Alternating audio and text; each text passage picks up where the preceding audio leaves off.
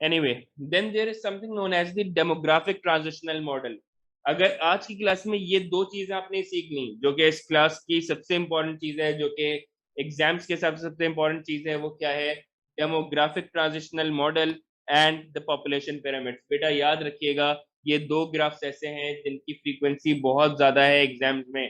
Demographic transitional model और population pyramids, इनके बहुत सारे सवालात एग्जाम्स में देखे जाते हैं। So what are these things? These both are the graphs. What is demographic transitional model? This is a graph. What is population pyramid? It is a graph. ये दोनों ग्राफ हैं।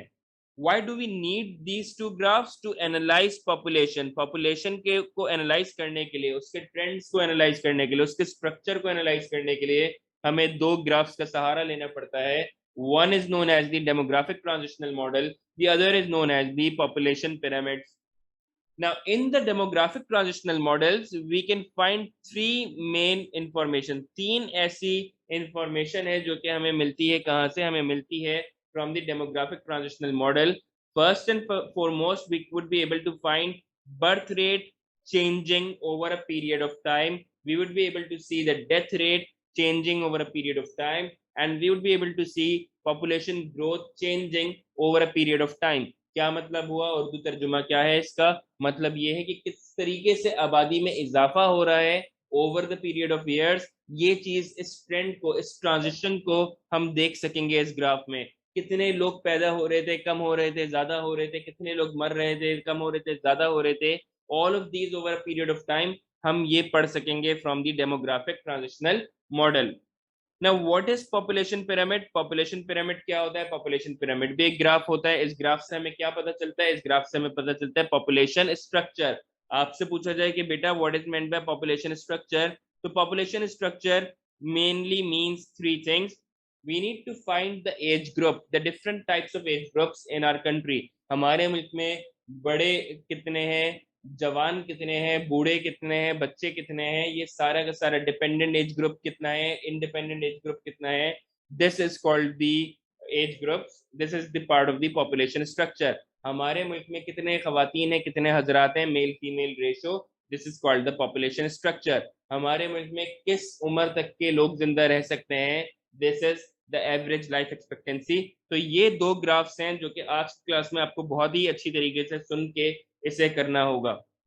We start with the first one, that is the demographic transitional model. अब बेटा इस अगर model को आपने आज क्लास में सीख लिया तो समझो पास्ट पेपर्स के बहुत सारे सवालात आपके आसानी से हो जाएंगे, आपकी जिंदगी इंशाल्लाह आसान हो जाएगी। So let us see the example of demographic transitional model. बेटा हमें क्या नजर आ रहा है? We can see the y axis and we can see the x axis. हमें x axis नजर आ रहा है, हमें y axis नजर आ रहा है। On the y axis we can see the birth rate and the death rate. हमें क्या नजर आ रहा है y axis के ऊपर? We can see the birth rate and the death rate. And what we can see on the x axis, we can see the time period. 1940 से शुरू हो रहा है, उसके बाद फिर 2040 तक ये टाइम पीरियड चल रहा है। So this is the time period on the x axis in the number of years ranging from 1940 till 2040। 100 साल तक का टाइम पीरियड ये आपको यहाँ पे नजर आ रहा है। This kind of a particular graph is divided into different stages. This is called stage 1, stage 2, stage 3, stage 4 and stage 5. So there are 5 stages in this particular demographic transitional model.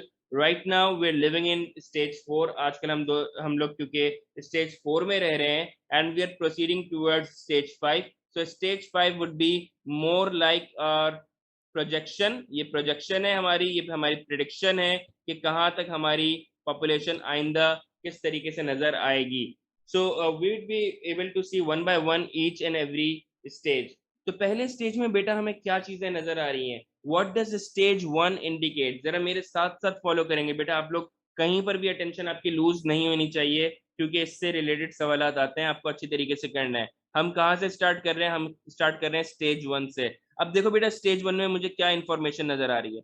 मुझे 3 information नजर आती है। आप सबने मेरे साथ थोड़ी देर पहले पिछली स्लाइड के ऊपर देखा that we can find 3 things in the population demographic transitional model. Number 1, we can see the birth rate. सबसे पहले हमें बर्थ रेट नजर आता है। Number 2 we can see the death rate, हमें डेथ रेट नजर आता है, and number 3 we can see the total population और द पॉपुलेशन ग्रोथ। अब देखो ये तीन इंफॉर्मेशन है, अब तीनों का रिलेशनशिप जरा देखते हैं कि स्टेज 1 में क्या हो रहा है। भूल जाओ अभी पूरे ग्राफ में क्या हो रहा है, हमें स्टेज 1 के ऊपर फोकस करना होगा। जरा शुरू से जरा कॉमन सेंस लगाना शुरू करते हैं बेटा। कॉमन सेंस क्या है कि ये है 1940, पाकिस्तान बनने से पहले की बात हो रही है। उसके बाद फिर हम जा रहे हैं 1960 तक। इसका मतलब क्या है कि इस टाइम पीरियड में हम कौन कौन सा पोर्शन कवर कर रहे हैं, towards independence, independence, partition of India. उसके बाद फिर हम देख रहे हैं अर्ली गवर्नमेंट, हम इसके अंदर देख रहे हैं। उसके बाद हम देख रहे हैं दी अराइवल ऑफ अयूब खान। तो ये हिस्ट्री से अगर लिंक करें तो 1940 से लेकर 1960 तक इस टाइम पीरियड को हम देख रहे हैं। where can we see the population growth? Population growth is very low, so here we have low population। हमें क्या नजर आ रहा है, we can see that we have low population। low population का मतलब क्या है, अंदाजन कि यहाँ पर इस टाइम पर पाकिस्तान की पॉपुलेशन थी फॉर एग्जांपल 7 करोड़, 7 करोड़ की पाकिस्तान की आबादी थी। लेकिन अब अगर हम बात करें 2020-22 की, जहां पे हम लोग रह रहे हैं, तो दिस इज 2020 में हम लोग आते हैं और 2020 में हम लोग देखते हैं कि अब हमारी पॉपुलेशन कितनी होगी। अगर मैं वाई एक्सिस से इसे कोइंसाइड करूं, जरा देखते रहिएगा, अगर मैं वाई एक्सिस से इसे कोइंसाइड करूं तो this is my population right now. This is an example of high population. आपने कहां से स्टार्ट किया ग्राफ को, जहां पे रेड लाइन थी, यहाँ पे बिल्कुल बॉटम पे आपने देखा कि जब पाकिस्तान नहीं बना था उससे पहले से हम पढ़ रहे हैं, तो उस जमाने में क्या थी, आबादी कम थी। जाहिर सी बात है आबादी पूरी दुनिया की एज अ होल बढ़ रही है, तो पाकिस्तान में भी ये बात वैलिड है कि पाकिस्तान में भी शुरू में क्या थी, लो पॉपुलेशन थी। पाकिस्तान बनने से पहले इस एरिया की बात हो रही है, देयर वाज लो पॉपुलेशन। और पाकिस्तान बनने के बाद आज अगर हम 2020 2022 की बात कर रहे हैं तो यहाँ पर बहुत ज्यादा हाई पॉपुलेशन हो गई है। For example we now have 22 crore population. तो अगर मैं सिर्फ एक आई बॉलिंग करूं इस डेमोग्राफिक ट्रांजिशनल मॉडल पे, मैं ये देख सकता हूं कि आबादी over the period of years increase हो रही है। यस और नो, आबादी over the period of years हमें इंक्रीज होती हुई नजर आ रही है। ना what about the birth rate and death rate, जरा देखिएगा बेटा, ये जो पर्पल लाइन है, पर्पल लाइन किसकी है, this purple line is of birth rate. जरा देखो ये बर्थ रेट कहां पे नजर आ रहा है, मुझे वाई एक्सिस पे बहुत ऊपर नजर आ रहा है। What I can infer is that we have very high birth rate, हमें बहुत ही हाई बर्थ रेट नजर आ रहा है। And same goes with the blue line, that is the death rate. मुझे क्या नजर आ रहा है, that we have a very high death rate, हमें बर्थ रेट और डेथ रेट बहुत ही नजर आ रहा है। लेकिन जहां पे ग्राफ खत्म हो रहा है 2040 पे देखिएगा बेटा, 2040 पे अब मुझे क्या नजर आ रहा है, 2040 पे मुझे नजर आ रहा है ये, what I can see is towards the end of this graph I can see low birth rate and I can see low death rate। अगर शुरू से लेकर आखिर तक कंपैरिजन करें बेटा, सामने देखिएगा आप लोग, बिल्कुल स्क्रीन पे देखते रहिएगा। अगर शुरू से लेकर आखिर तक एक हम आई बॉलिंग करें, हम स्कैनिंग करें इस पेज की, हमें क्या नजर आता है कि भाई इस ग्राफ के शुरू में बर्थ रेट बहुत ऊपर था और इस ग्राफ के आखिर में बर्थ रेट नीचे हो गया। इस ग्राफ के शुरू में डेथ रेट बहुत ऊपर था, इस ग्राफ के एंड पे डेथ रेट बहुत नीचे नजर आ रहा है। इस ग्राफ के शुरू में पॉपुलेशन बहुत कम थी, इस ग्राफ के एंड में पॉपुलेशन बढ़ती हुई नजर आ रही है। अब जरा फोकस करते हैं हम स्टेज 1 पे। In stage 1 let us see what we can find over here. In stage 1 आप यहाँ पे देख सकते हो कि कभी बर्थ रेट ऊपर हो रहा है, कभी बर्थ रेट नीचे हो रहा है। This thing is called fluctuation. आप यहाँ पे देख सकते हो कि कभी डेथ रेट इंक्रीज हो रहा है, कभी डिक्रीज हो रहा है। ये जो बेटा हम्प्स बने हुए आपको नजर आ रहे हैं ना, इसका मतलब क्या है, फ्लक्चुएशन हो रही है, कभी इंक्रीज हो रहा है, कभी डिक्रीज हो रहा है। हम क्या कहेंगे, यहाँ पे क्या हो रहा है, यहाँ पे फ्लक्चुएशन हो रही है। बेटा जब इस तरीके से फ्लक्चुएशन होती है, जब इस तरीके से फ्लक्चुएशन होती है, and most of the time you can see this is death rate, ये डेथ रेट ऊपर है, ये डेथ रेट ऊपर है, ये डेथ रेट यहाँ पर आपको ऊपर नजर आ रहा है। फिर थोड़े अरसे के लिए यहाँ पे बर्थ रेट ऊपर आया, थोड़े अरसे के लिए यहाँ पे बर्थ रेट ऊपर आया। So it means what, it means के बहुत ज्यादा आबादी में इजाफा नहीं होगा, बहुत ज्यादा आबादी में इजाफा नहीं होगा। लोग मर भी रहे हैं, लोग पैदा भी हो रहे हैं, कभी कभी ज्यादा लोग मर रहे हैं और कम लोग पैदा भी हो रहे हैं, तो जिसकी वजह से बहुत ज्यादा इजाफा हमें आबादी में होता हुआ नहीं दिखेगा। लेट्स सी कि मेरी बात किस हद तक सही है। ये देखिएगा बेटा, यहाँ पे क्या नजर आ रहा है आपको, यहाँ पर आपको नजर आ रहा है कि इस पोर्शन से लेकर इस पोर्शन तक you can see that there is stability. हमें क्या नजर आ रहा है, हमें बहुत ही स्टेबल लाइन नजर आ रही है, सीधी सीधी लाइन नजर आ रही है। ये सीधी सीधी लाइन आपको क्या शो कर रही है, सीधी सीधी लाइन आपको ये शो कर रही है कि population is neither increasing not decreasing, ना ही आपको बहुत कोई ड्रास्टिक चेंज नजर आ रहा है आबादी के बढ़ने में, ना ही आपको कोई चेंज नजर आ रहा है कम होने में। लेकिन इस ग्राफ के इस स्टेज के आखिर में आपने क्या देखा? आखिर में आप ये देख रहे हो कि सर यहाँ पर तो पॉपुलेशन इंक्रीज हो रही है। हमने बिल्कुल आखिर में क्या देखा कि यहाँ पर तो बिल्कुल एंड में पॉपुलेशन इंक्रीज हो रही है। पॉपुलेशन इंक्रीज होने की शर्त क्या है बेटा? पॉपुलेशन इंक्रीज उस वक्त होती है whenever the birth rate is greater than the death rate. जब भी बर्थ रेट ज्यादा होगा डेथ रेट से, तो आबादी में क्या होगा? इजाफा होगा। देखते हैं कि सर सही कह रहे हैं गलत कह रहे हैं, जरा देखते हैं यहाँ पे इस ग्राफ के इस स्टेज के बिल्कुल आखिरी में देखिएगा बेटा, यहाँ पे मुझे क्या नजर आ रहा है? This last portion is showing that the birth rate is now going towards increase and I can see very clearly this death rate is now declining. मुझे क्या नजर आ रहा है कि ये जो डेथ रेट है ये मुझे नीचे गिरता हुआ नजर आ रहा है। ये जो ब्लू लाइन है ये मुझे नीचे गिरती हुई नजर आ रही है। ये जो पर्पल लाइन है मुझे ऊपर जाती हुई नजर आ रही है। अब क्योंकि लोग ज्यादा पैदा होंगे और कम लोग मरेंगे, तो इससे क्या होगा? इससे हमारे पास पॉपुलेशन इंक्रीज होना शुरू हो जाएगी। आपके पास बर्थ रेट अगर ज्यादा है, आपके पास डेथ रेट अगर कम है, ज्यादा लोग पैदा हो रहे हैं कम लोग मर रहे हैं, इससे आपके पास आबादी में इजाफा होता है। So we are done with stage one. हमने स्टेज वन यहाँ पे खत्म कर लिया। स्टेज वन में तीन information, birth rate, death rate, population increase, हमने तीनों चीजों को स्टडी कर लिया। अब आप पूछेंगे कि सर सवाल एग्जाम में कैसा आएगा? जो काम अभी आपने मेरे साथ मिलकर किया वही सवाल आपसे एग्जाम में पूछा जाएगा। आपसे एग्जामिनर पूछेगा कि what does stage one indicate, ये स्टेज वन आपको क्या शो कर रहा है? तो आप स्टेज वन के बारे में क्या लिखेंगे? आप 3 पॉइंट्स को लिख देंगे। आप लिखेंगे stage one indicates there is high birth rate, stage one indicates there is high death rate, stage one indicates there are fluctuations, stage 1 indicates that for a very long period of time the population was not increasing, but towards the end of stage 1 the population started to increase, और stage 1 के आखिर में क्या हुआ? population ने start कर दिया increase होना, because at that time birth rate was increasing and death rate was decreasing. That's it.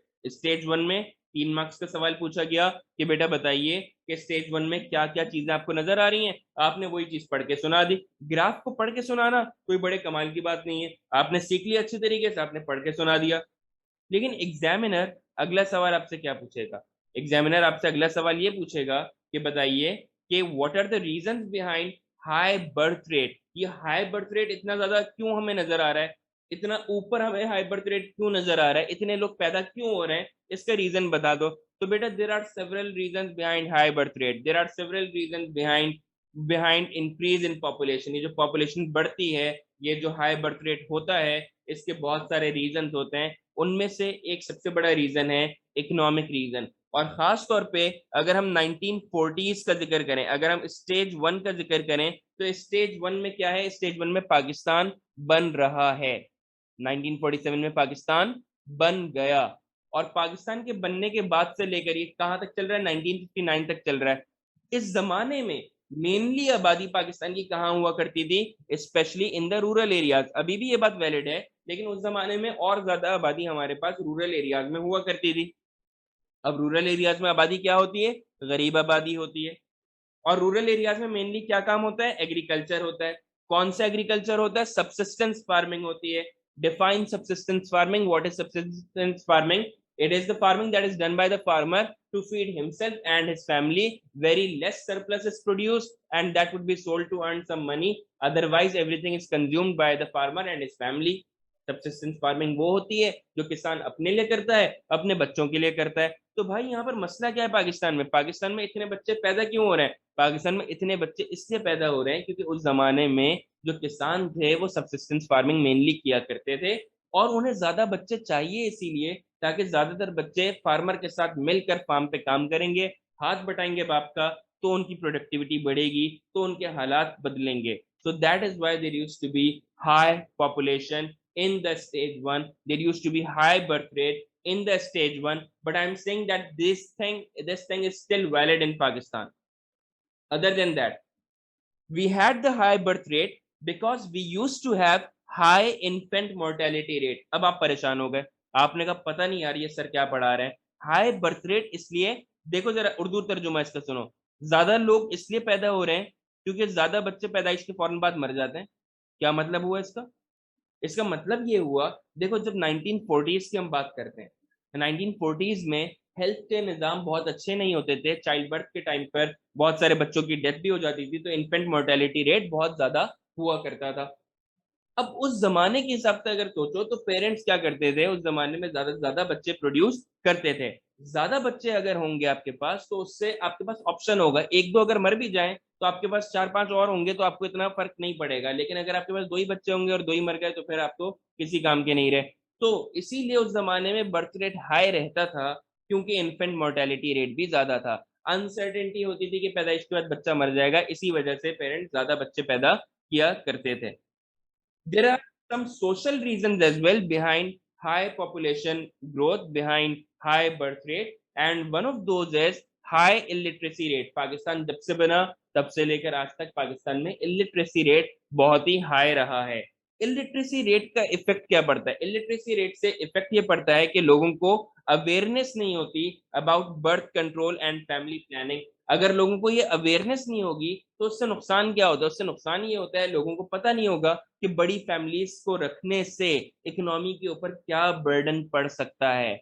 More over, from the beginning we have seen early marriages. हमने ये देखा है कि खवातीन की खासतौर पे जल्दी शादियां कर दी जाती हैं, जिससे होगा क्या, there would be more fertility span, ज्यादा टाइम मिल जाएगा रिप्रोडक्शन के लिए, and more fertility span would lead to more reproduction and hence more population growth, और इसी वजह से ज्यादा बच्चे पैदा होंगे।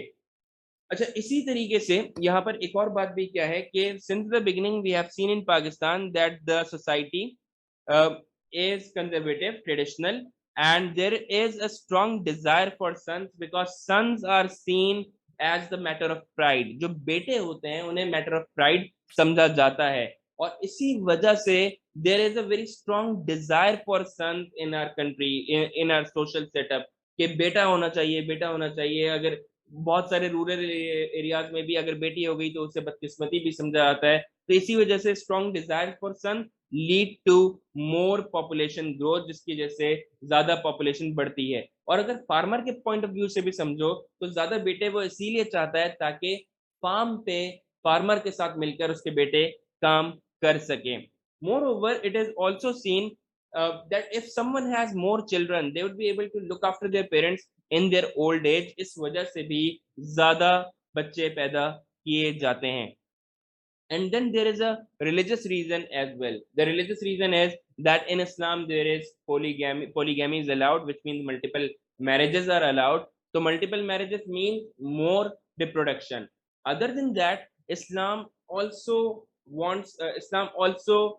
advocates early marriages. Early marriages जो होती हैं वो इस्लाम उसे support भी करता है, because it avoids so many social evils। इससे बहुत सारे social evils से हम प्रिवेंट कर सकते हैं, तो इसी वजह से अर्ली मैरिज को सपोर्ट किया जाता है। And this is the belief of Islam that Allah provides risk for everyone, के हर किसी का रिस्क लिखा हुआ है। तो जितने भी आपके बच्चे पैदा हो जाएं वो भूखे नहीं सोएंगे, क्योंकि अल्लाह ताला उनका रिस्क लिख चुके हैं, और वो तो टेंशन लेने की बात नहीं है।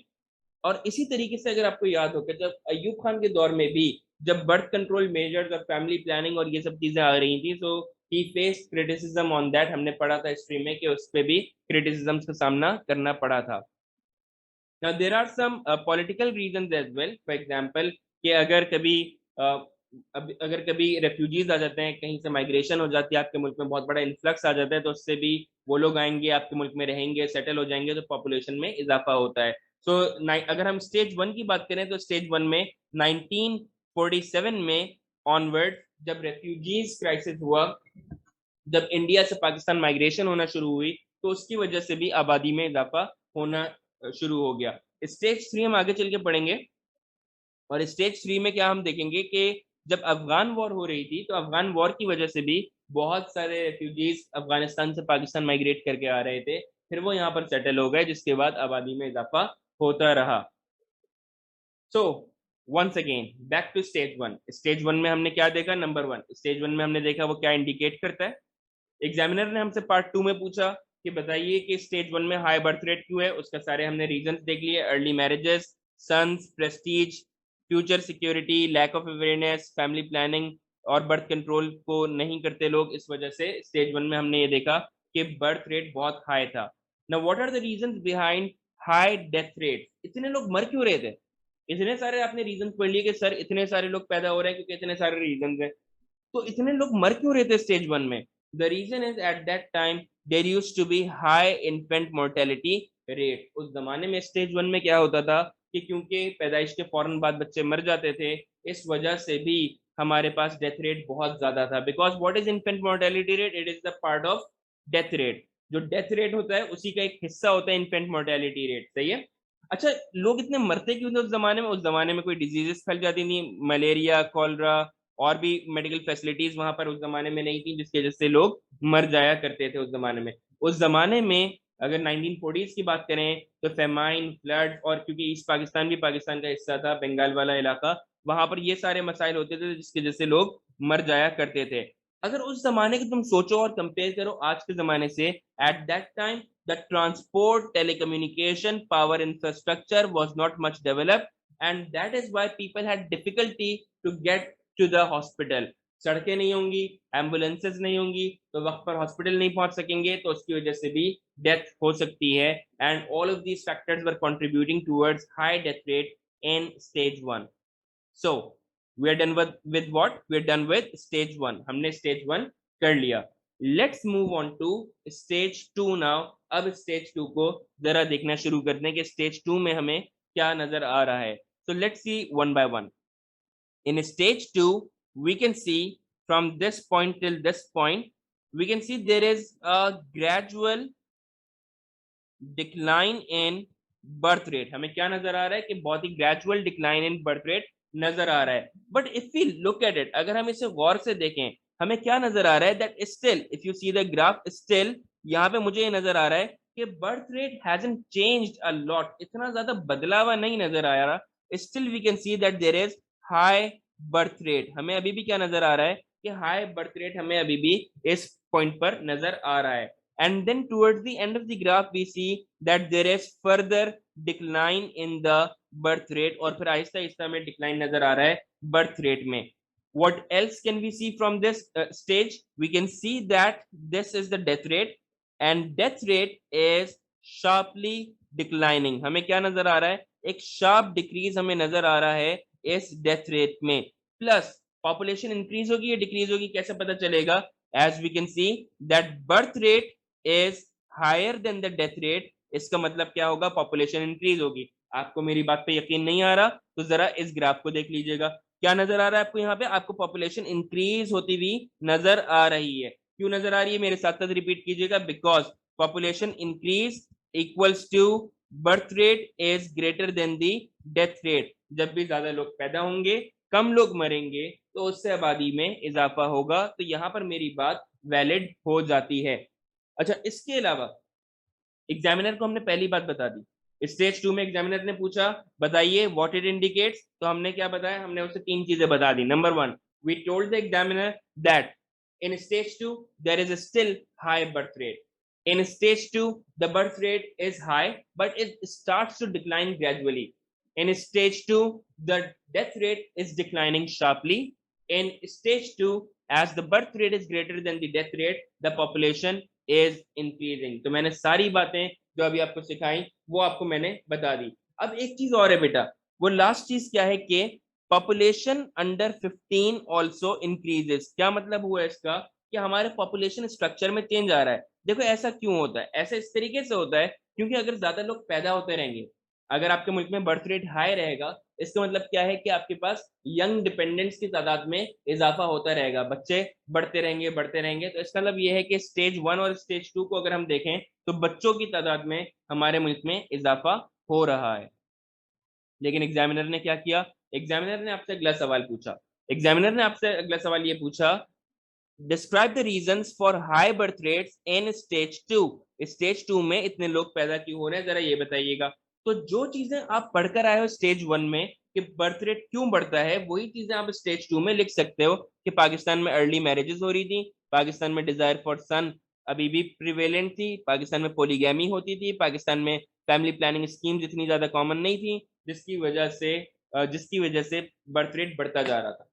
लेकिन फिर एग्जामिनर ने थर्ड पार्ट आपसे पूछा, what are the reasons behind the declining death rate in stage 2? ये जो डेथ रेट कम हो रहा है इसके रीजंस क्या हैं?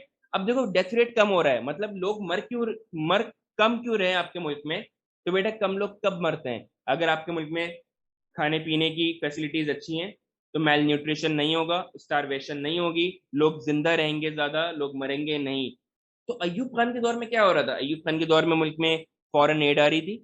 अयूब खान के दौर में ग्रीन रेवोल्यूशन आई थी, HIV seeds, irrigation, insecticides, pesticides, इन सब चीजों का इस्तेमाल किया जा रहा था, जिसकी वजह से हमारे मुल्क में खुराक में इजाफा हो रहा था, जिसकी वजह से फेमाइन को हम अवॉइड कर रहे थे, जिसकी वजह से पाकिस्तान में एग्रीकल्चरल प्रोडक्शन बढ़ गई थी, जिसकी वजह से खाने की अवेलेबिलिटी बढ़ गई थी, जिसकी वजह से लोग मर नहीं रहे थे। अयूब खान के दौर में हॉस्पिटल्स बनना शुरू हो गए थे, जिसकी वजह से हेल्थ इंप्रूव हो रही थी, जिसकी वजह से लोगों को इलाज जल्दी मिल जाया करता था। अयूब खान के दौर में ट्रांसपोर्ट नेटवर्क बनना शुरू हो गया था, जिसकी वजह से भी आसानी से एक्सेस हो गई थी डॉक्टर्स और मेडिसिन की तरफ। मोर ओवर, इस जमाने में साफ पीने का पानी और सीवरेज का निज़ाम भी बेहतर होता जा रहा था, जिसकी वजह से डिजीजेस इतनी ज्यादा प्रिवेलेंट नहीं थी। And these are the reason why in stage 2 we see death rate is declining. Now we move on to the third one. Stage 1 हो गया, stage 2 हो गया, now we move on to stage 3। और stage 3 में अब हम जाते हैं, stage 3 में हम देखते हैं कि क्या हो रहा है। जरा देखिएगा बेटा, साथ साथ फॉलो कीजिएगा। मुझे क्या नजर आ रहा है यहाँ पे? that now I can see the birth rate is decreasing। मुझे क्या नजर आ रहा है कि कंपैरेटिवली अगर मैं पिछला देखूं तो ग्रेजुअल डिक्रीज था, यहाँ पे कंपैरेटिवली मुझे एक शार्प डिक्रीज नजर आ रहा है in the birth rate. And what I can see further that the death rate is further decreasing. मुझे क्या नजर आ रहा है कि फर्दर डिक्रीज मुझे नजर आ रहा है डेथ रेट में। फर्दर मुझे क्या नजर आ रहा है? मुझे नजर आ रहा है that birth rate is still greater than the death rate. जिसका मतलब क्या होगा? जिसका मतलब ये होगा that I would be able to see population is increasing. मुझे क्या नजर आ रहा है कि आबादी में इजाफा हो रहा है। मुझे ये नजर आ रहा है कि हाँ ठीक है, थोड़े कम लोग पैदा हो रहे हैं, लोग कम मर रहे हैं, लेकिन अभी भी पैदा होने वालों की तादाद मरने वालों से ज्यादा है, जिसकी वजह से मुझे पॉपुलेशन इंक्रीज होती हुई नजर आ रही है। एग्जामिनर ने आपसे पहला सवाल क्या पूछना है? What it indicates. एग्जामिनर आपसे पहला सवाल क्या पूछेगा? स्टेज 3 क्या इंडिकेट कर रहा है? तो आप क्या बताएंगे एग्जामिनर को? आप बताएंगे कि भाई बर्थ रेट जो है वो गिर रहा है, डेथ रेट मजीद गिर रहा है, और इसके अलावा पॉपुलेशन इंक्रीज हो रही है। तो ये कुछ चीजें हैं जो कि हमने सीख ली फ्रॉम स्टेज 3। लेकिन एग्जामिनर ने आपसे पूछा कि बताओ, ये जो बर्थ रेट गिर रहा है, what are the reasons behind the fall in birth rate? ये बर्थ रेट क्यों गिर रहा है? अब आपके पास इसका जवाब क्या होगा? आपके पास जवाब ये होगा कि सर, इस जमाने में बर्थ रेट इसलिए गिर रहा था क्योंकि गवर्नमेंट ने काफी स्ट्रेटेजीज बनाना शुरू कर दी थी over the years. For example सब सितारा, for example family planning scheme, इस तरह बर्थ कंट्रोल मेथड्स, कॉन्ट्रासेप्टिव, ये सारी चीजें पाकिस्तान में आम होना शुरू हो गई थी। मोर ओवर, इस जमाने में लिटरेसी रेट को भी बढ़ाया जा रहा था। अगर आपको याद हो, अयूब का दौर हो या जुल्फिकार अली भुट्टो का दौर हो, तो इस जमाने में क्या हो रहा था? इस जमाने में एजुकेशनल रिफॉर्म्स लाए जा रहे थे, जिसकी वजह से इलिटरेसी को कट डाउन करके लिटरेसी रेट को इम्प्रूव किया जा रहा था। अच्छा, इस जमाने में मजीद क्या हो रहा था? मजीद तरक्की हो रही थी, अर्बनाइजेशन हो रही थी, सोसाइटीज मॉडर्न हो रही थी। अगर आपको याद हो कि अयूब के दौर में भी, जुल्फिकार अली भुट्टो के दौर में भी बहुत ज्यादा मॉडर्नाइजेशन हो रही थी। अब इस जमाने में हो क्या रहा है? हर किसी के दिमाग में अवेयरनेस है कि नहीं यार, तालीम होना जरूरी है, बच्चों को पढ़वाना जरूरी है। पहले काम पे नहीं लगाएंगे, पहले बच्चों को पढ़वाएंगे। अगर बच्चों को पहले पढ़वाएंगे तो इसका मतलब ये है कि क्या मुफ्त में थोड़ी, आपको पैसे से पढ़वाना पड़ेगा। अगर आपको पैसे से पढ़वाना पड़ेगा, आपके 10 बच्चे हैं तो क्या होगा? 10 लोगों की फीस भरनी पड़ेगी। इससे बेहतर क्या है कि नहीं यार, चलो 10 की जगह अगर 5 बच्चे हो जाएं तो वो फिर भी मैनेजेबल होगा, कम से कम उन लोगों को प्रॉपर रिसोर्सेस मिल सकेंगी। So things like that, ideas like that were motivating the people to have smaller families as compare to stage 1 and stage 2।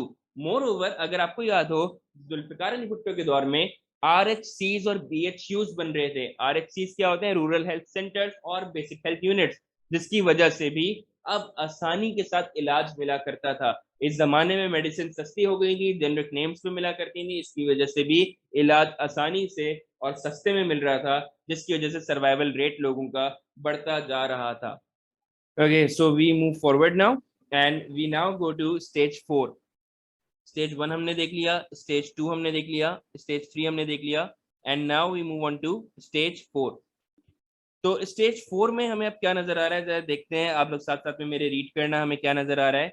That we can see that population is increasing but is tending towards stability। यहाँ पर हमें increase होती हुई नजर आ रही है और उसके बाद फिर स्टेबल होती हुई नजर आ रही है स्टेज 4 में।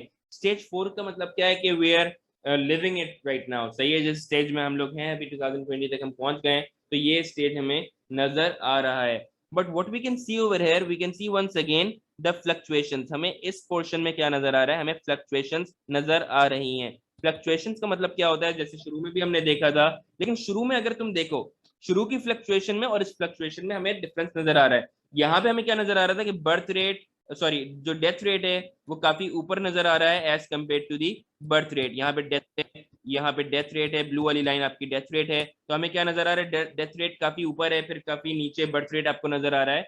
यहाँ पर एक डिफरेंस हमें नजर आ रहा है कि बर्थ रेट और डेथ रेट में इतना ज्यादा गैप इसमें नहीं नजर आ रहा। इसी वजह से हमें ये नजर आ रहा है that population is increasing but at a slower rate. थोड़े कम रेट के ऊपर पॉपुलेशन इंक्रीज होती हुई हमें नजर आ रही है।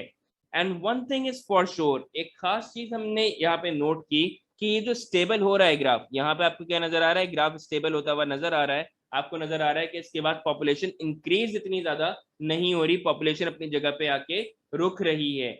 ऐसा क्यों हो रहा है? Just look at the last part of the graph. आपको क्या नजर आएगा कि ये जो डेथ रेट है, death rate is now increasing and the birth rate is now decreasing. हमें डेथ रेट इंक्रीज होता हुआ नजर आ रहा है और बर्थ रेट डिक्रीज होता हुआ नजर आ रहा है। इसका मतलब क्या होगा कि फ्यूचर में स्टेज 5 के हिसाब से जब हम देखेंगे स्टेज 5 को, तो हमें क्या नजर आएगा, that birth rate, that death rate is greater than the birth rate, which means what, which means population decrease, यानी कि by 2040 पाकिस्तान में आबादी कम होती रहेगी। कम होने की वजह ये होगी कि आइंदा पाकिस्तान में कम लोग पैदा होंगे और ज्यादा लोग मर रहे होंगे। This would be the reason why we would have in stage 5 population decrease. तो हम लोग पॉपुलेशन डिक्रीज की तरफ जा रहे हैं। तो लेट अस सी कि स्टेज 4 ने क्या इंडिकेट किया। स्टेज 4 ने हमें इंडिकेट किया कि फ्लक्चुएशन नजर आ रही हैं, फ्लक्चुएशन नजर आ रही हैं इस तरीके से, और बर्थ रेट और डेथ रेट काफी लो नजर आ रहा है हमें as compare to when we started this graph. इस ग्राफ के शुरुआत में हमें बहुत ऊपर बर्थ रेट और डेथ रेट नजर आ रहा था, इस ग्राफ के एंड में हमें बर्थ रेट और डेथ रेट काफी लो नजर आ रहा है। हमें पॉपुलेशन ग्रोथ नजर तो आ रही है, लेकिन आहिस्ता आहिस्ता वो स्लो हो गई, आहिस्ता आहिस्ता वो स्टेबल हो रही थी। और उसके बाद क्या है कि इसका मतलब क्या है, इसका मतलब ये है कि आहिस्ता आहिस्ता आपके मुल्क में लोग बूढ़े होने लगते हैं। जब बूढ़े होने लगते हैं तो उसके बाद क्या होगी, जो बूढ़ी पॉपुलेशन होगी वो मरना शुरू कर देगी, जिसकी वजह से भी डेथ रेट में इजाफा होता है। डेथ रेट में इजाफा होने का एक और भी रीजन है, डेथ रेट यहाँ पे क्यों बढ़ रहा होगा। फॉर एग्जाम्पल कोविड आ गया, कोविड की वजह से 2020 के अराउंड हमें बहुत ज्यादा लोग मरते हुए नजर आ रहे हैं। And then finally the stage 5 shows that population is decreasing, and population is decreasing because death rate is higher than the birth rate। इसी वजह से हमें population decrease होती हुई नजर आ रही है। इसका मतलब क्या है कि अगले 20 साल में पाकिस्तान में क्या होने वाला है, पाकिस्तान में अगले 20 साल में तालीम बढ़ जाएगी, अगले 20 साल में पाकिस्तान में सेहत बहुत बेहतर हो जाएगी, सड़कें और इंफ्रास्ट्रक्चर बहुत बेहतर हो जाएगा, इसके जैसे कम लोग मरा करेंगे in the next 20 years hopefully।